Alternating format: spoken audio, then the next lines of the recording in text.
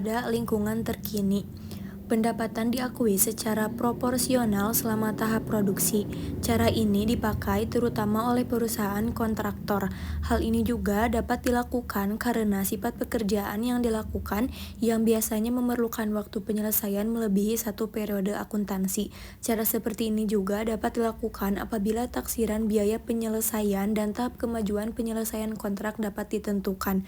Penaksiran ini dapat dilakukan dengan cara yang pertama itu berdasarkan persentase dari biaya dan yang kedua berdasarkan persentase penyelesaian secara fisik atau metode persentase penyelesaian. Lalu selanjutnya ada prinsip pengakuan pendapatan atau revenue recognition principle menunjukkan bahwa pendapatan diakui saat terdapat kemungkinan manfaat ekonomi akan mengalir kepada perusahaan dan manfaat tersebut dapat diukur secara andal. 4 transaksi pendapatan diakui sesuai dengan prinsip ini.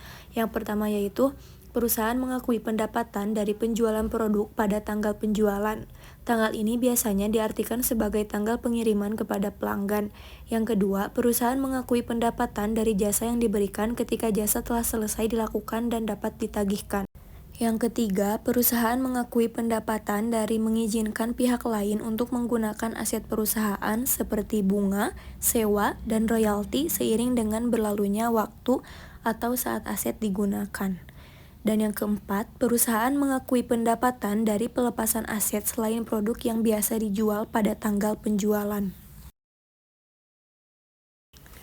Berikut adalah ilustrasi dari transaksi pendapatan, yang dimana ada jenis transaksi, deskripsi pendapatan, dan waktu pengakuan pendapatan. Yang pertama di jenis transaksi itu ada penjualan produk dari persediaan, yang dimana untuk pendapatan itu dari penjualan, dan waktu pengakuan pendapatannya itu pada tanggal penjualan atau tanggal pengiriman. Yang kedua, pada saat penyediaan jasa, pendapatannya dihasilkan dari upah ataupun jasa. Jasanya dilakukan dan dapat ditagihkan. Yang ketiga, pada saat transaksi izin menggunakan aset, pendapatannya itu dari bunga, sewa, dan royalti.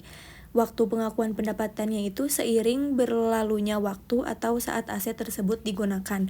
Dan yang keempat, ada penjualan aset selain dari persediaan, yang dimana pendapatannya itu berasal dari keuntungan atau kerugian pelepasan pada saat tanggal penjualan atau pertukaran. Selanjutnya ada pengukuran pendapatan penjualan. Pendapatan harus diukur sebesar fair value yang diperkirakan akan diterima atau piutang dagang. Yang pertama ada trade discount atau volume rebates harus mengurangi jumlah yang akan diterima atau piutang dan pendapatan. Yang kedua, jika pembayaran ditunda, penjual harus menetapkan tingkat bunga untuk selisih antara kas atau kas ekuivalen dan jumlah yang ditunda pembayarannya.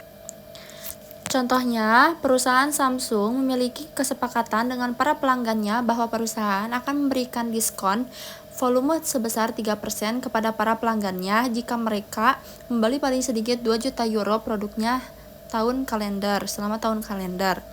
Pada tanggal 31 Maret 2011, Samsung telah melakukan penjualan sebesar 700.000 euro kepada Arctic PLC. Dalam 2 tahun sebelumnya, Samsung telah menjual lebih dari 3 juta euro kepada Arctic pada periode 1 April hingga 31 Desember.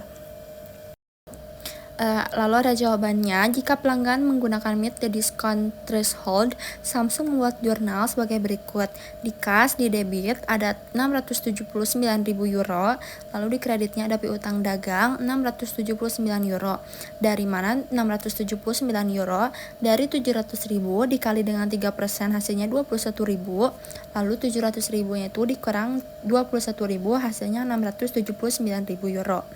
Nah, jika pelanggan fail to meet the discount threshold, Samsung membuat jurnal berikut. Pada tanggal pembayaran di debitnya ada kas sebesar 700.000 euro, di kreditnya ada piutang dagang sebesar 679 euro, dan ada potongan penjualan dikorbankan di kredit sebesar 21.000 euro.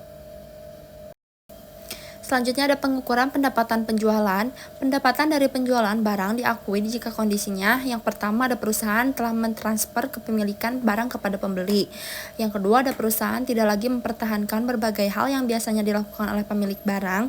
Yang ketiga ada jumlah pendapatan dapat diukur secara jelas. Yang keempat ada kemungkinan besar manfaat ekonomi yang mengalir ke perusahaan. Dan yang kelima ada kos yang terjadi atau diperhitungkan dapat diestimasi secara jelas.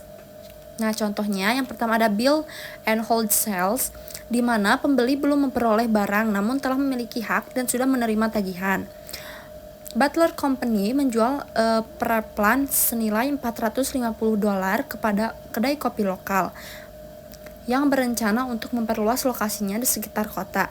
Dalam perjanjian tersebut, barista meminta Butler untuk menyimpan perapian ini di gudangnya hingga kedai kopi baru yang akan menampung perapian siap. Hak milik berpindah ke barista pada saat perjanjian ditandatangani. Nah, pertanyaannya, haruskah Butler melaporkan pendapatan dari tagihan ini dan menahan pengaturan saat perjanjian ditandatangani? Atau haruskah pendapatan ditangguhkan dan dilaporkan saat perapian dijual?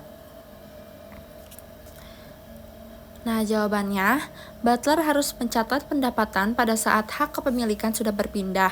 Karena yang pertama, kemungkinan besar transaksi terjadi. Yang kedua, barang ada di tangan, diidentifikasi dan siap untuk dikirimkan saat penjualan diakui. Yang ketiga, barista memberitahu penundaan pengiriman. Dan yang keempat, ada kesepakatan pembayaran. Nah, Butler ini harus membuat jurnal untuk mencatat buy and hold sales. Dengan jurnalnya, di debitnya ada piutang dagang sebesar $450.000 dan di kreditnya ada penjualan sebesar $450.000 juga. Selanjutnya ada contoh lagi, yang kedua ada penjualan dengan instalasi, di mana perusahaan Canberra menjual peralatan pemindaian medis yang kompleks kepada para dokter dan rumah sakit. Pemasangan membutuhkan waktu sekitar 3 minggu dan harus dilakukan oleh teknisi terampil Canberra. Yang ketiga ada layaway sales. Perusahaan Milano menjual barang dagangan dengan sistem cicilan. Akibatnya perusahaan ini menyimpan barang sampai pembayaran terakhir dilakukan.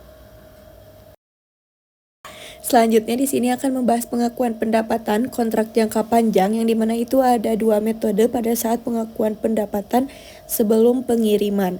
Yang pertama, metode persentase penyelesaian, yang dimana pada metode ini harus menggunakan metode percentage of completion jika estimasi kemajuan pekerjaan, pendapatan, dan kas dan seluruh kondisi berikut ada. Yang pertama yaitu kontrak secara jelas menetapkan enforceable rights terkait dengan barang atau jasa oleh masing-masing pihak, pertimbangan yang akan diubah setiap saat, dan hal-hal yang terkait dengan pembayarannya. Lalu yang kedua itu ada pembeli dapat diharapkan memenuhi seluruh kewajibannya, dan yang ketiga kontraktor dapat diharapkan melaksanakan pekerjaan sesuai dengan kontrak. Yang pertama di sini ada metode persentase penyelesaian, yang dimana pengukuran kemajuan pekerjaan ukuran yang paling populer adalah cost to cost basis, yang dimana rumusnya itu most cost incurred to date dibagi most recent estimate of total cost, yang hasilnya itu percent complete, yang dimana persentase penyerapan biaya ini dapat digunakan untuk menaksir persentase pendapatan atau laba kotor kontrak jangka panjang. Yang kedua yaitu ada metode kontrak selesai. Pada metode ini, perusahaan harus menggunakan metode kontrak selesai jika satu di antara kondisi berikut ini terpenuhi. Yang pertama, perusahaan memiliki kontrak jangka pendek, atau yang kedua, perusahaan tidak dapat memenuhi kondisi untuk menggunakan metode persentase penyelesaian. Atau yang ketiga, ada entered hazards dalam kontrak di luar kondisi normal yang menimbulkan risiko bisnis. Ini ada contoh untuk kedua metode yang tadi, yaitu PT Virginia menandatangani kontrak yang dimulai pada bulan Juli 2008 untuk membuat jembatan dengan nilai kontrak sebesar 9 miliar. Pekerjaan ini diharapkan selesai pada bulan Oktober 2010 dengan taksiran biaya 8 miliar. Pada akhir tahun 2009, taksiran biaya penyelesaiannya naik menjadi 8 miliar 100 juta. Berikut ini data lain yang berkaitan dengan kontrak tersebut. Jadi bisa dilihat pada tabel, untuk keterangannya ada di bawah, dan untuk tahun-tahunnya bisa dilihat pada tabel tersebut.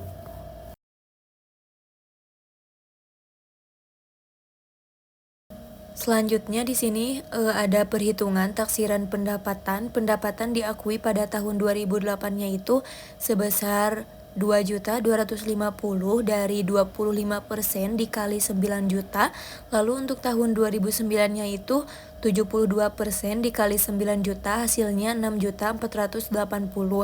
Nah, ada pendapatan tahun 2008 jadi dikurangi 2.250 yang hasilnya itu menjadi 4.230. Nah, untuk tahun 2010 100% dikali 9 juta, hasilnya 9 juta. Lalu ada pendapatan tahun 2008 dan tahun 2009 jadi dikurangin 6.480.000, hasilnya 2.520.000. Selanjutnya di sini ada pembuatan jurnal pada tahun 2008 itu. Yang pertama, konstruksi dalam proses pada kas sebesar 2 juta untuk mencatat kas konstruksi, dan untuk selanjutnya yaitu ada jurnal untuk mencatat penagihan piutang dagang pada penagihan KDP sebesar 1.800.000. Dan yang ketiga ada jurnal untuk mencatat pelunasan piutang kas pada piutang dagang sebesar 1.500.000. Dan yang selanjutnya yaitu ada konstruksi dalam proses biaya konstruksi pada pendapatan KJP, yang dimana pendapatan KJP-nya itu ada di kredit sebesar 2.250.000 dan konstruksi dalam proses sebesar 250, biaya konstruksi 2 juta di debit. Nah, untuk jurnal di tahun 2009-nya itu ada mencatat kas konstruksi dalam proses pada kas sebesar 3.832.000. Lalu untuk mencatat penagihan piutang dagang pada penagihan KDP sebesar 4.800.000. Dan untuk mencatat pelunasan piutang ada kas pada piutang dagang sebesar 3.500.000. Dan yang selanjutnya yaitu ada konstruksi dalam proses sebesar 398.000, biaya konstruksinya 3.832.000 pada pendapatan KJP yaitu sebesar 4.230.000. Nah, selanjutnya untuk tahun 2010 yang pertama untuk mencatat kas konstruksi itu ada konstruksi dalam proses pada kas sebesar 2.268.000. Lalu untuk mencatat penagihannya piutang dagang pada penagihan KDP sebesar 2.400.000. Untuk mencatat pelunasan piutang ada kas pada piutang dagang sebesar 4 juta. Dan untuk konstruksi dalam proses 252.000, biaya konstruksinya 2.268.000, dan untuk pendapatan KJP-nya 2.520.000. Nah, karena ini pada tahun akhir yaitu tahun 2010, maka ada penambahan jurnal yaitu penagihan pada konstruksi dalam proses yaitu sebesar 9 juta. Selanjutnya ada konstruksi dalam proses. Ini pada tahun 2008 ada penambahan kosnya yaitu sebesar 2 miliar. Lalu ada laba kotor sebesar 250 juta. Lalu 2009-nya itu ada kosnya lagi 3 miliar 832 juta. Lalu ada laba kotornya 398 juta. Lalu pada 2010 ada kosnya 2 miliar 268 juta dan laba kotornya 252 juta. Pada tahun 2010-nya tuh 9 miliar. Lalu pada piutang dagang pada tahun 2008 ada 1 miliar 800 juta. Pada tahun 2009 ada 4 miliar 800 juta dan 2010 ada 2 miliar 400 juta. Nah, ini tuh ada perbandingannya. Pada 2008 tuh menjadi 1 miliar 500 juta, pada 2009 3 miliar 500 juta, dan pada tahun 2010 menjadi 4 miliar. Selanjutnya ada penagihan KDP, di mana penagihan KDP ini tuh pada tahun 2010 tuh totalnya 9 miliar. Pada tahun 2008 1 miliar 800 juta, pada tahun 2009 4 miliar 800 juta, dan pada 2010 2 miliar 400 juta. Lalu ada kas 2008 1.500.000.000, 2009 3.500.000.000, dan pada tahun 2010 4 miliar. Selanjutnya ada biaya konstruksi, di mana pada tahun 2008 ini tuh totalnya ada 2 miliar, pada 2009 itu ada 3.832.000.000, dan pada tahun 2010 tuh 2.268.000.000. Yang terakhir itu ada pendapatan konstruksi jangka panjang, di mana pada tahun 2008 itu ada 2.250.000.000, pada tahun 2029 itu ada 4.230.000.000, dan yang terakhir pada tahun 2010 yaitu 2.520.000.000. Selanjutnya ada laporan laba rugi, di mana pada tahun 2008, 2009, 2010 itu kan berbeda-beda. Yang pertama ada pendapatan dari kontrak jangka panjang, di mana pada tahun 2008 itu sebesar 2.250.000, pada tahun 2009 itu 4.230.000, dan pada tahun 2010 itu 2.520.000. Lalu ada biaya konstruksi, di mana tahun 2008 itu 2 juta, tahun 2009 3.832.000, dan pada tahun 2010 itu yaitu 2.268.000. Lalu dikurangi menjadi laba kotor. Jadi laba kotor pada tahun 2008 yaitu 250.000, pada tahun 2009 298.000, dan pada tahun 2010 yaitu 252.000. Lalu ada neraca per 31/12, di mana di sini ada aktiva lancar, ada piutang dagang pada tahun 2008 yaitu 300.000, pada tahun 2009 yaitu 1.600.000. Lalu ada persediaan KDP 2.250.000, dan penagihan KDP-nya itu 1.800.000, di mana diselisihkan atau dikurangin menjadi 450.000. Lalu ada kewajiban lancar, di mana penagihan itu ada 6.600.000 dan laba, dan baru diakuinya tuh 6.480.000. Jadi kan selisihnya 120.000 itu disimpan pada tahun 2009.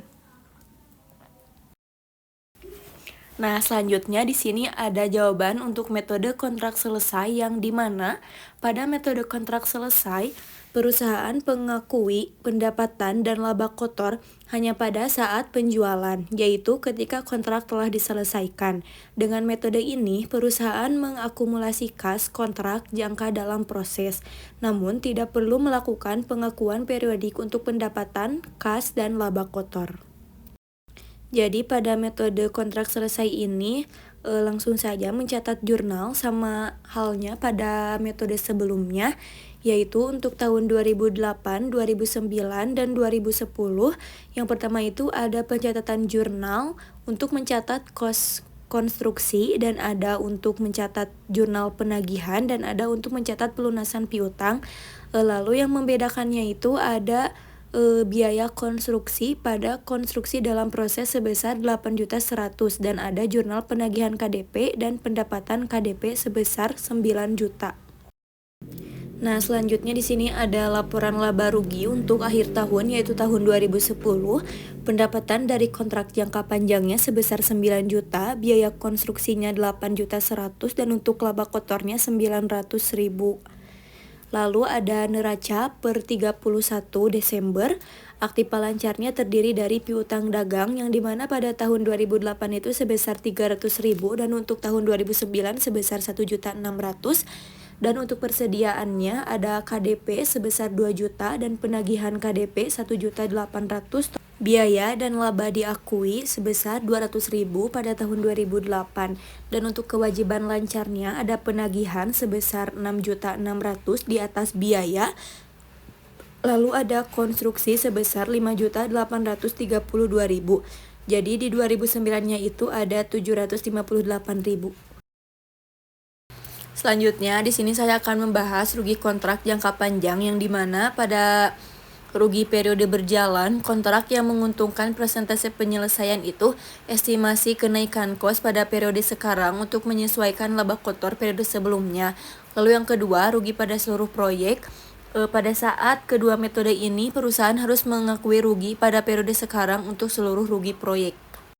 Di sini ada contoh soalnya.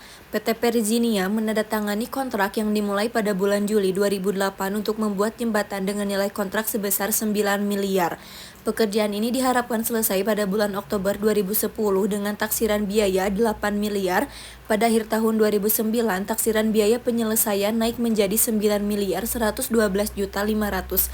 Berikut ini data lainnya berkaitan dengan kontrak tersebut. Selanjutnya yaitu ada jawabannya, di mana kita harus mengelompokkan terlebih dahulu. Yang pertama ada biaya sampai dengan tahun, di mana 2008 ini tuh biayanya tuh sebesar 2 miliar, kalau 2009 itu 5 miliar 832 juta, dan pada tahun 2010 itu 9 miliar 112 juta 500. Lalu ada taksiran biaya penyusutan sisa kotor. Yang pertama pada tahun 2008 itu sebesar 6 miliar, 2009 sebesar 3 miliar 280 juta 500, dan 2010 itu tidak ada. Selanjutnya ada tagihan kontrak, di mana pada tahun 2008 itu 1 miliar 800 juta, pada tahun 2009 itu 4 miliar 800 juta, dan pada tahun 2010 itu 2 miliar 400 juta. Lalu kas yang diterima itu ada 1 miliar 500 juta untuk tahun 2008, untuk tahun 2009 lalu untuk tahun 2009-nya itu 3 miliar 500 juta, dan yang untuk tahun 2010-nya itu 4 miliar.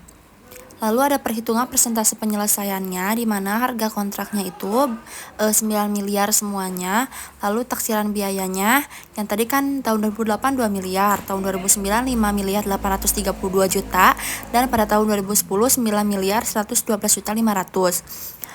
Lalu untuk jumlah taksiran biayanya itu dari biaya sampai dengan tahun ditambah dengan taksiran biaya penyelesaian. Selanjutnya ada taksiran laba rugi atau kotor.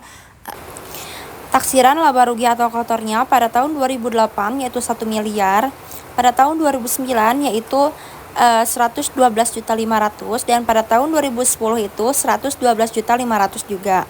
Lalu ada persentase penyelesaiannya, di mana pada tahun 2008 itu 25%, lalu 64% untuk 2009, dan 100% untuk 2010. Selanjutnya ada perhitungan taksiran pendapatan, di mana pendapatan diakui dulu. Pada tahun 2008 kan tadi presentasinya 25%. Nah, untuk 2008 itu 25%-nya dikali dengan 9 juta yaitu 2.250.000. Selanjutnya untuk 2009 itu 64% dikali 9 juta yaitu 5.760.000. Lalu dikurangin dengan pendapatan tahun 2008 yaitu 2.250.000. Jadi hasilnya 3.510.000. Dan untuk pendapatan tahun 2010 di mana 100% ini dikali 9 juta yaitu 9 juta, lalu dikurangin dengan pendapatan tahun 2008 dan ditambahkan dengan 2009 yaitu 5.760.000. Lalu hasilnya itu 3.240.000 untuk pendapatan tahun 2010. Selanjutnya ada perhitungan taksiran laba rugi kotor, di mana pada tahun 2008 ini tuh 25%-nya dikali 1 juta yang tadi, hasilnya itu 250.000. Lalu pada 2009 itu 100% dikali 112.500, hasilnya 112.500. Lalu dikurangin dengan laba kotor tahun 2008 yaitu 250.000, hasilnya minus 362.500. Nah, pada tahun 2010-nya itu tidak ada pengakuan laba rugi. Nah, jika proyek mengalami rugi, maka rugi tersebut segera diakui pada saat rugi tersebut diketahui sesuai dengan prinsip konservatisme. Selanjutnya yaitu di sini ada waralaba. Perusahaan waralaba mendapatkan pendapatan dari dua sumber. Yang pertama dari penjualan waralaba awal dan aset atau jasa terkait, dan yang kedua itu dari fee yang berlangsung berdasarkan operasi waralaba. Dengan demikian, pemilik waralaba atau franchisor, pihak yang memberikan hak bisnis waralaba, biasanya memberikan jasa kepada pewaralaba atau franchise. Pihak yang mengoperasikan bisnis waralaba sebagai berikut. Yang pertama, bantuan dalam pemilihan lokasi. Tugasnya menganalisis lokasi dan menegosiasikan sewa. Yang kedua yaitu ada evaluasi potensi pendapatan. Yang ketiga, pengawasan kegiatan konstruksi, yang dimana memiliki tugas yaitu yang pertama memperoleh pembiayaan, yang kedua merancang pembangunan, Lalu yang keempat yaitu ada bantuan dalam perolehan perlengkapan dan peralatan.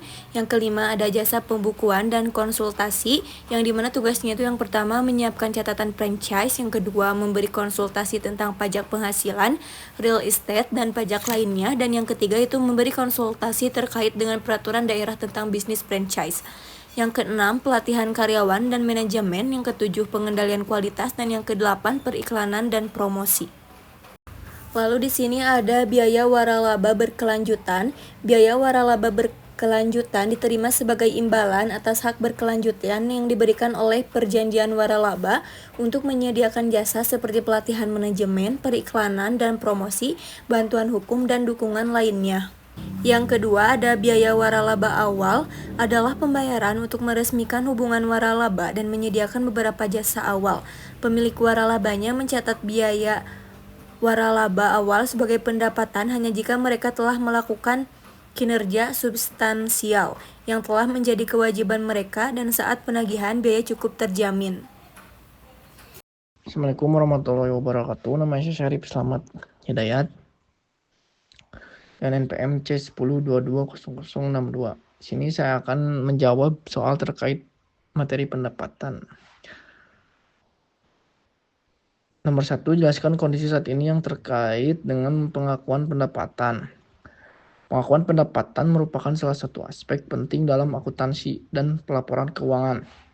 Kondisi saat ini terkait pengakuan pendapatan dipengaruhi oleh beberapa faktor, antara lain standar akuntansi internasional, teknologi, regulasi, mode bisnis, dan pandemi COVID-19.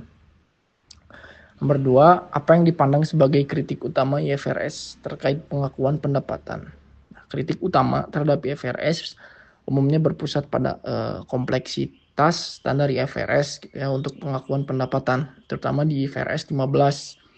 Karena khususnya perusahaan-perusahaan kecil dan menengah menganggap itu sangat kompleks dan sulit diterapkan. Selanjutnya ada biaya penerapan. Penerapan IFRS 15 juga membutuhkan investasi yang signifikan. Nah, dalam hal ini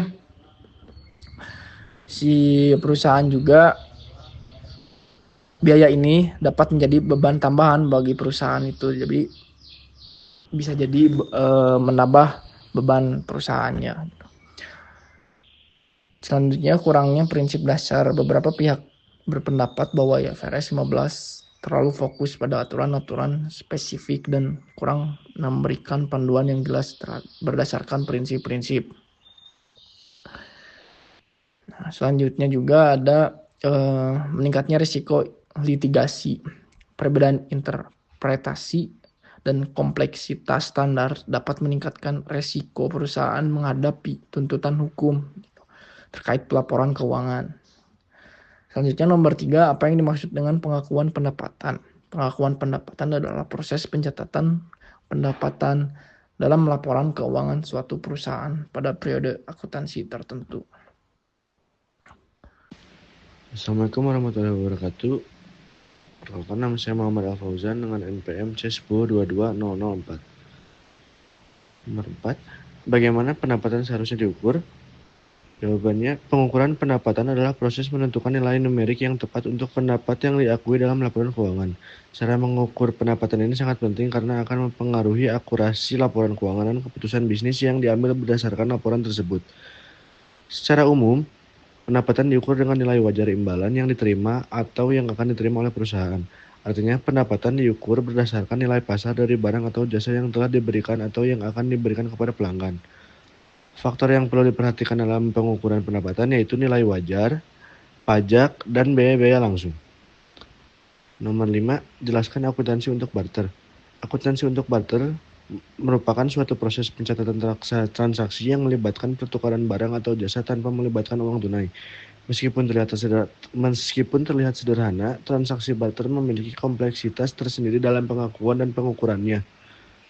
Prinsip dasar akuntansi barter yaitu pengakuan pendapatan dan pengungkapan.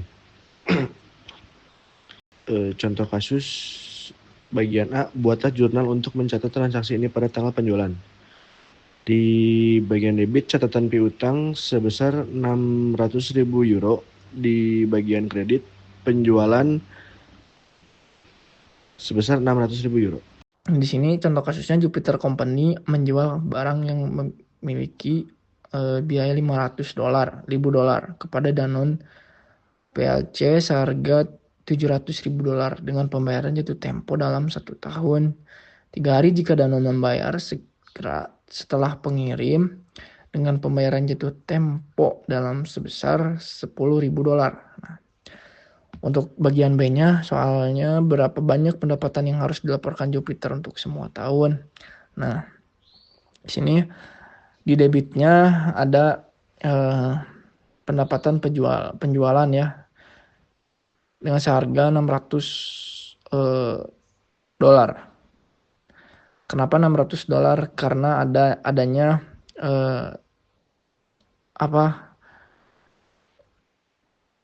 karena adanya pendapatan bunga sebesar $100.000 dari total pendapatan. Maka dari itu pendapatan penjualan di debit $600.000, pendapatan bunganya di debit $100.000. Nah, di kreditnya ada total pendapatan sebesar $700.000. Keseluruhan dari pendapatan penjualan dan pendapatan bunga. Terima kasih. Assalamualaikum warahmatullahi wabarakatuh.